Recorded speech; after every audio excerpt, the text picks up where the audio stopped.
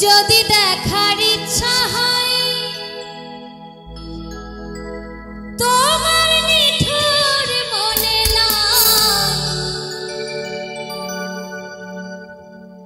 কালিন্দির ঘাটে আইসো দুপুরের সময়।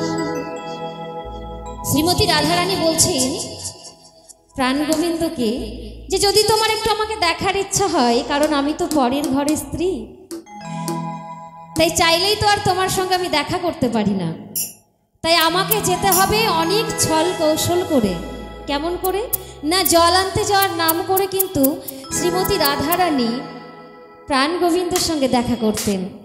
তাই তিনি বলছেন যদি দেখার ইচ্ছা হয় তোমার নিঠুর মনে কালিন্দির ঘাটে আইসো দুপুরের সময়।